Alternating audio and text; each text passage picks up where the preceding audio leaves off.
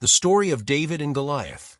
More than 3,000 years ago, in the arid and stony hills of the ancient land of Judah, where the scorching sun burned the red earth, and the wind carried the scent of juniper and terebinth, one of the most extraordinary episodes in human history unfolded. This is the narrative of how the faith of a young shepherd transformed the destiny of an entire nation. In the days when Saul reigned over Israel, when the tribes were still fighting to consolidate their presence in that land promised by God to their ancestors, a menacing shadow rose on the horizon.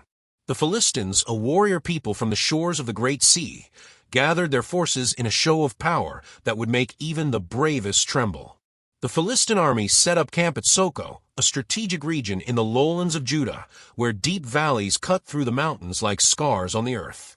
On the opposite side of the valley of Elah, separated by a steep, rocky gorge, the army of Israel pitched its tents on the stony slopes. Between the two camps ran a small stream of crystal-clear water, winding between smooth stones polished by time. The tension in the air was palpable. In the Israelite tents, soldiers sharpened their spears while the metallic sound echoed between the hills. Fires crackled in the night, illuminating faces marked by apprehension. The smell of baked bread and lamb mingled with the acrid odor of sweat and leather armor. Sentinels watched over the dark valley, where occasionally enemy fires blazed on the other side. Among the Philistines was a man whose name would soon become synonymous with terror for the Israelites, Goliath of Gath. This warrior was like a mountain of flesh and muscle, rising to almost 3 meters in height. His skin, tanned by countless sun-baked military campaigns, was marked with scars that told stories of past battles. His arms were as thick as cedar trunks, and his enormous hands could crush a man's head as if it were a ripe fruit. Goliath's armor was a masterpiece of Philistine metallurgy. His bronze helmet gleamed in the sun like polished gold, decorated with reliefs depicting dragons and serpents. The breastplate covering his chest and back weighed over 50 kilograms, composed of overlapping bronze scales that tinkled with every movement like a sinister drum announcing death. His legs were protected by bronze greaves, and between his shoulders he carried a shield so large that it required a shield bearer just to carry it. But Goliath's most fearsome weapon was his spear. The shaft was as thick as a loom's axle, made of fire-hardened oak wood. The iron point weighed about 7 kilograms and was as sharp as a razor, capable of piercing armor and shields with frightening ease. When Goliath marched, the ground seemed to tremble beneath his feet. Every morning, as the sun rose behind the mountains of Judea, tinging the sky with shades of orange and purple, Goliath emerged from a Philistine camp like a vision from nightmares. His shield-bearer walked ahead, carrying the immense shield that cast a dark shadow on the ground.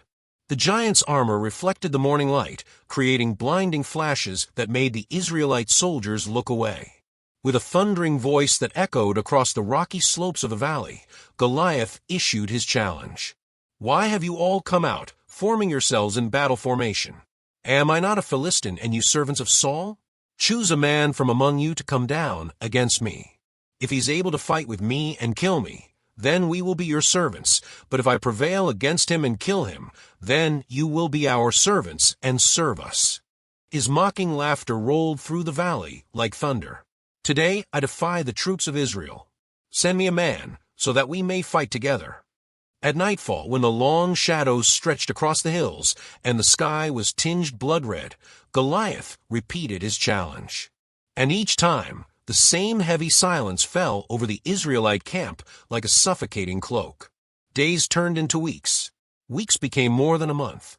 For 40 days and 40 nights, morning and evening, Goliath continued his intimidation. And for 40 days, not a single Israelite soldier dared to accept the challenge. In the tents of Israel, strong and experienced men bowed their heads in shame. Some murmured desperate prayers. Others nervously sharpened their swords, but no one took a step forward. Even Saul, the king of Israel, a man who stood out above all other Israelites for his height and military experience, remained in his royal tent, consumed by indecision and fear. The army's morale plummeted each day. What had begun as a show of force was turning into a public humiliation. The soldiers began to question, where was the God of Abraham, Isaac, and Jacob? Where was the God who had parted the Red Sea and brought down the walls of Jericho? About 20 kilometers south of the Valley of Elah, in the rolling hills of Bethlehem, life continued at its pastoral and tranquil pace. Fields of golden barley swayed in the wind, centuries-old olive trees provided generous shade, and vineyards stretched across the fertile slopes. It was a land of bucolic beauty, where shepherds led their flocks through the verdant pastures and the sound of their flutes echoed at dusk. In this land lived a man named Jesse, a respected elder of Bethlehem and father of 8 sons. His 3 oldest sons, Eliab, Abinadab, and Shammah, had left to serve in Saul's army, leaving a void in their father's house. But the youngest son remained at home, tending the family flocks. This young man was named David, and he was far from being a child. At about 15 or 16 years old, he already had the defined muscles of someone who spent entire days under the sun, herding sheep across the rugged terrain of the region. His youthful face had the tan skin of a shepherd, and his brown eyes shone with a lively and penetrating intelligence. His red hair, uncommon among his people, was kept short so as not to hinder his work. David knew every stone, every cave, every water source in the vicinity of Bethlehem. He spent entire days alone with the sheep, watching the clouds that passed like white ships in the infinite blue sky, feeling the wind whisper among the ancient rocks. In those moments of solitude, he composed songs to the Lord, playing melodies on his rudimentary harp made of sycamore wood. But the life of a shepherd was not made only of poetic contemplation. David knew the danger that lurked in the wild places. He had faced predators that descended from the mountains in search of easy prey. More than once, lions from the rocky hills tried to attack his flock with their dark manes and roars that made the earth tremble. Enormous bears, coming from the northern forests in search of food, also represented a constant threat. But David had learned not to fear. With his sling of tan leather and well-chosen stones, he practiced daily, hitting targets 50 meters away with deadly precision.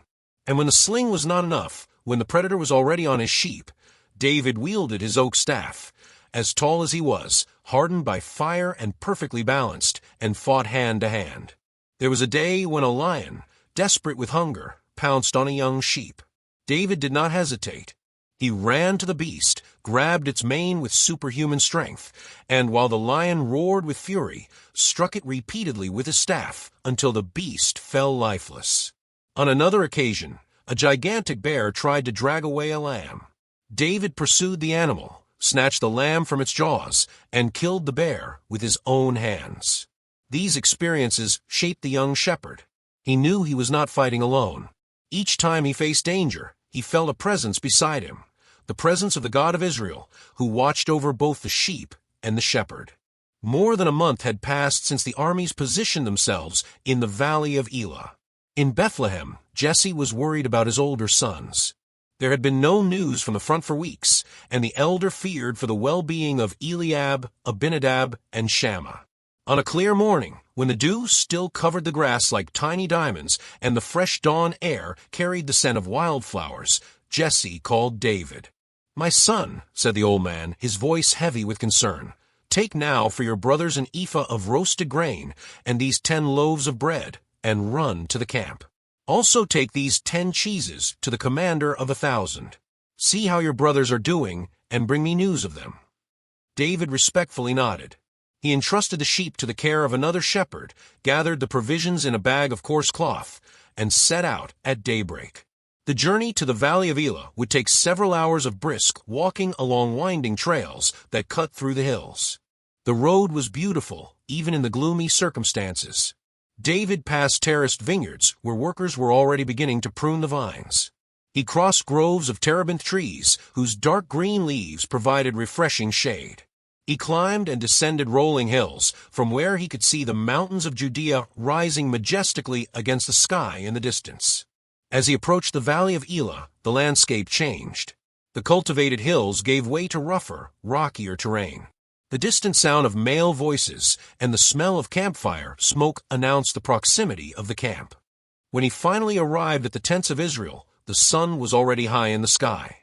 The camp was a temporary city of brown and white tarpaulins stretching across the mountainside. Thousands of men moved between the tents, some sharpening weapons, others preparing meals, some resting in the shade.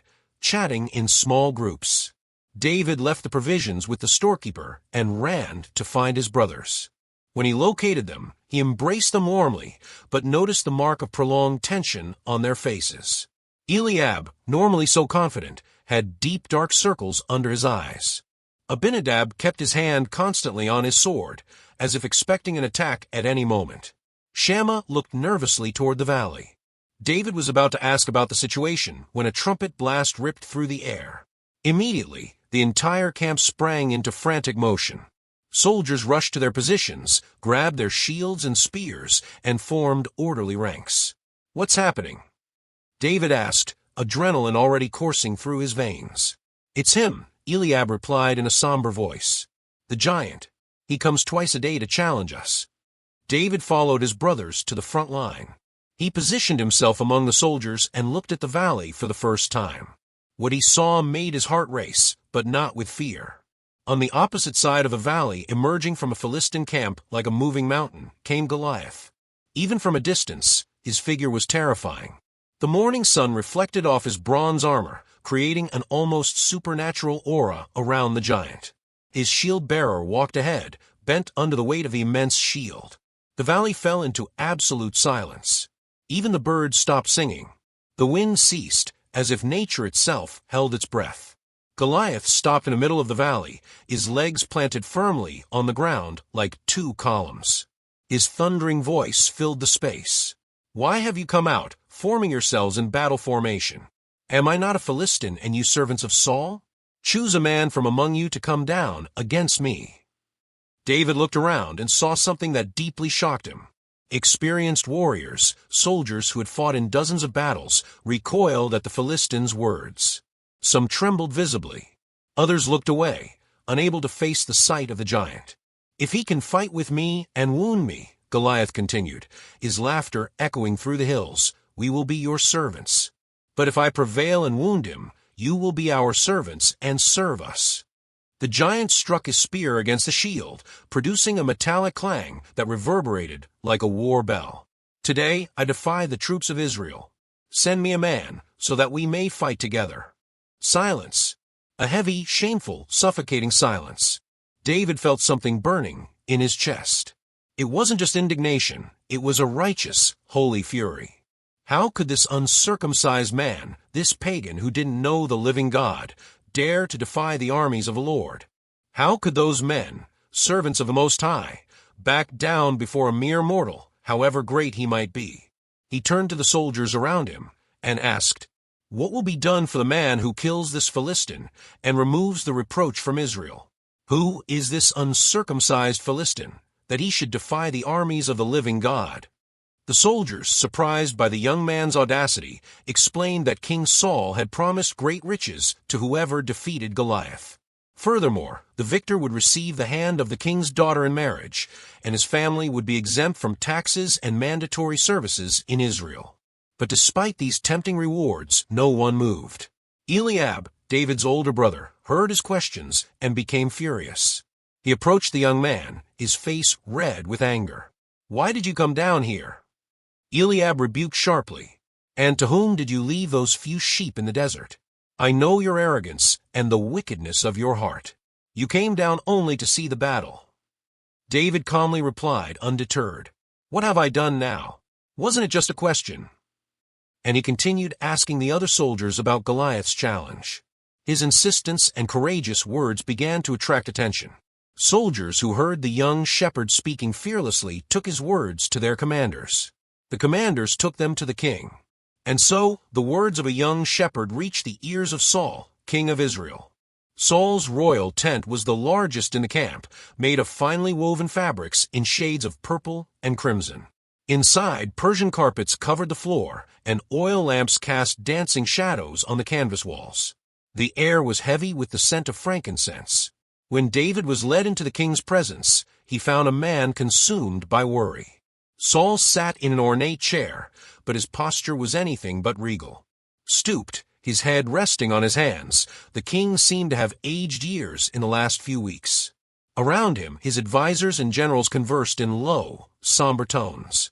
David bowed before the king, but when he raised his face, His eyes shone with a confidence that had not been seen in that tent for a long time. "Let no one's heart fail because of him," David said, his voice young but firm. "Your servant will go and fight with this Philistine." A murmur of surprise swept through the tent. The generals exchanged incredulous glances. Saul raised his head and truly looked at David for the first time. He saw a young man of perhaps 16 years old, of medium build, without armor, without visible military training. "You cannot go against this Philistine to fight with him," said Saul, his voice a mixture of compassion and disbelief. "You are only a youth, and he has been a warrior from his youth." But David did not back down. He took another step forward and began to speak, his voice gaining strength. "Your servant used to keep his father's sheep. When a lion or a bear came and took a sheep from a flock, I went out after it, struck it down, and rescued the sheep from its mouth. And when it rose against me, I seized it by its mane, struck it down, and killed it."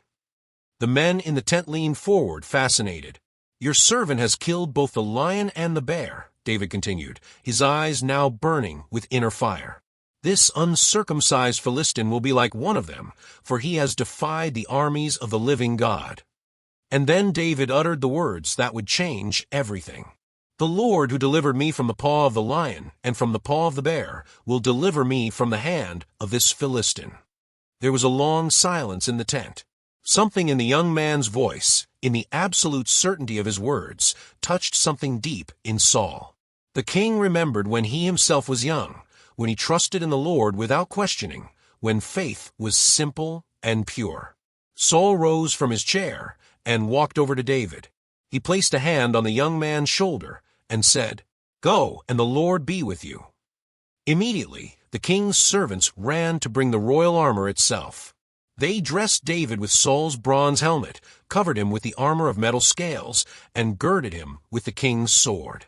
But when David tried to take a step, he almost fell. The armor was too heavy, restrictive, uncomfortable. He had never worn armor before, never trained with war equipment. He tried to walk a few more steps, but it was clear that it wouldn't work. "I can't walk with this," David said honestly, "because I've never tried it on." And then, before the king and all his generals, David began to remove the armor.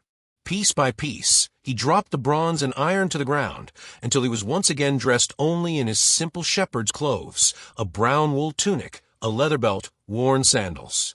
Some of the generals laughed nervously, thinking that the young man had changed his mind. But David wasn't finished. He picked up his shepherd's staff, the wood polished by years of use, as familiar in his hands as his own fingers. He fastened his leather sling to his waist, and then he left the royal tent and headed toward the valley. He made only one stop before descending to meet the giant. At the bottom of the valley, where the small stream meandered between the rocks, David stopped.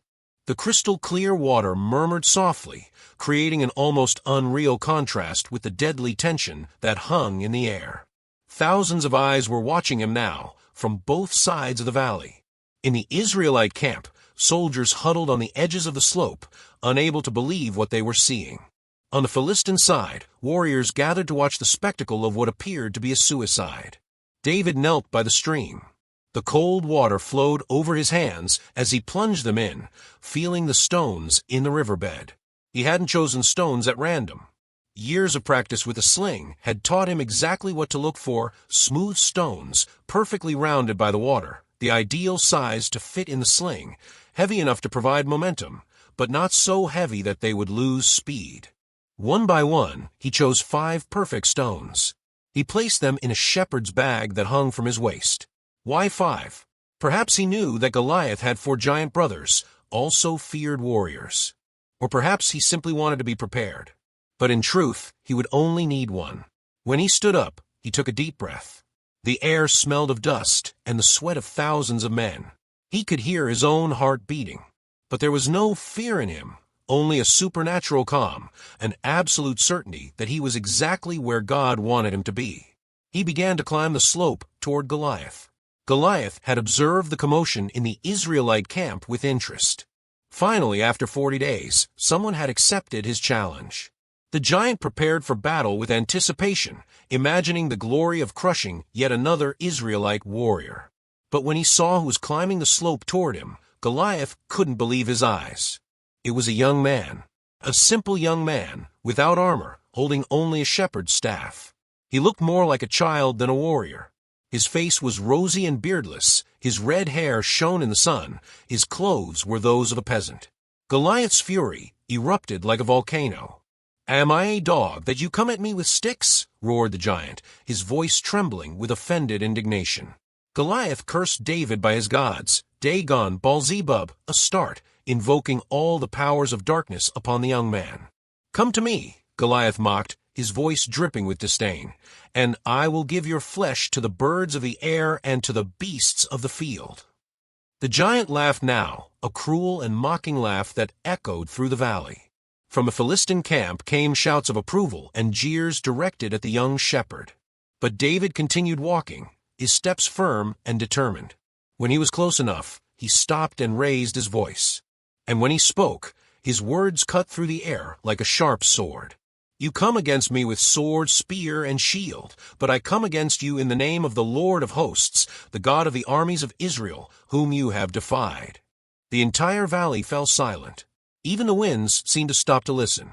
"This very day," David continued, his voice young but laden with prophetic authority, "the Lord will deliver you into my hands. I will strike you down and cut off your head, and I will give the carcasses of the Philistine army to the birds of the air and the beasts of the earth. Then the whole world will know that there is a God in Israel." And then David proclaimed the truth that sustained his courage. "All this assembly will know that the Lord does not save with sword or spear. For the battle is the Lord's, and he will give all of you into our hands." Goliath growled with rage and began to advance, each step making the earth tremble. His squire ran ahead of him, the enormous shield raised to protect his master. But David didn't wait. Seeing the giant advance, he ran to meet him. As he ran, his hand plunged into his shepherd's bag and pulled out one of the smooth stones. In a movement practiced 1,000 times in the fields of Bethlehem, he placed the stone in his sling. The sling began to spin above his head, faster and faster, creating a sharp whistling sound in the air. Goliath raised his spear, preparing to throw. But David was faster. With a precision born of years protecting sheep from predators, with strength augmented by absolute faith in the God of Israel, David released the stone. The stone flew through the air, invisible by its speed, cutting the space between the young man and the giant like an arrow launched by the very arm of God. Goliath saw blur. He had no time to dodge. He had no time to raise his shield. The stone struck the giant right in the middle of his forehead, the only vulnerable point between his helmet and face shield. The sound of the impact echoed through the valley like the crack of a whip. The stone sank into Goliath's skull with tremendous force. The giant stopped. For an endless moment, he stood still, his eyes wide with surprise and disbelief. His spear fell from his numb hands. His legs began to wobble. And then, like a crumbling stone tower, like a centuries-old oak falling in the forest, Goliath collapsed. He fell face down on the ground, raising a cloud of dust. The impact of his body made the ground tremble. The silence that followed was absolute, total, deafening. David ran to the fallen body of the giant. Goliath was still breathing, but he was unconscious, completely incapacitated. David had no sword of his own, so he took the giant's enormous sword. With both hands, he unsheathed the huge blade. It was so heavy that any normal man would have difficulty lifting it, but David felt supernatural strength flow through his arms. He raised the sword above his head, and with a powerful blow, cut off Goliath's head. The roar that rose from the camp of Israel shook the mountains. Thousands of voices shouted in ecstasy, in liberation, in triumph. 40 days of shame were erased in an instant. Fear was replaced by fierce courage. On the opposite side of the valley, the Philistines watched in horror. Their champion, their invincible giant, lay dead on the ground, beheaded by a young shepherd. When they saw the army of Israel begin to descend the valley, roaring war cries, panic gripped them. The Philistines broke formation and fled. They abandoned their tents, their weapons, their provisions. They ran back to their coastal cities, closely pursued by the army of Israel, which now fought with renewed courage.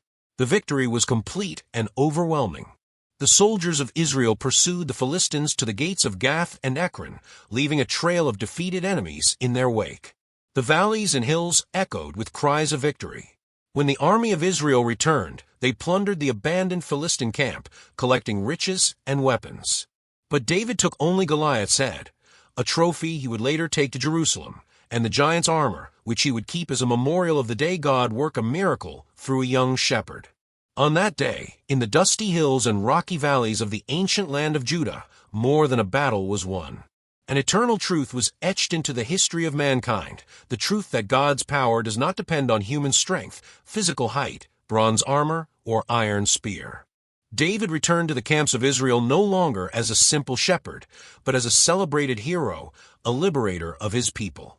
The women of Israel would come out of the cities to greet him with songs and dances, playing tambourines and harps. His life would never be the same again. But the true meaning of that day transcended David or Goliath. What happened in the valley of Elah was a demonstration of God's character, a God who chooses the weak of the world to confound the strong, who uses the despised to shame the powerful, who works through those who trust him completely, regardless of circumstances, odds, or human logic. The story of David and Goliath resonates through the centuries because it speaks to something deep in the human heart. We all face giants in our lives, obstacles that seem insurmountable, challenges that make us feel small and inadequate, voices that mock our faith and tell us we have no chance. But the lesson of the Valley of Elah remains: when you are on God's side, when your trust is in the Lord of hosts and not in your own strength, no giant is too big. No challenge is insurmountable. No battle is lost before it begins. For, as David proclaimed on that memorable day, the battle is the Lord's. And 3,000 years later, those words still echo, bringing hope to those who face their own giants, reminding us that victory does not belong to the strong, the great, or the well-armed, but to those who trust in the living God. The story ends where it began, in the hills of Judah, where a young shepherd briefly returned to his flock before being called to the destiny God had prepared for him. But the smooth stones of the Elah Brook remain, silent monuments to a day when faith moved mountains and a young man changed the course of history. And the message remains for all who have ears to hear, not by might nor by power, but by my Spirit, says the Lord of hosts.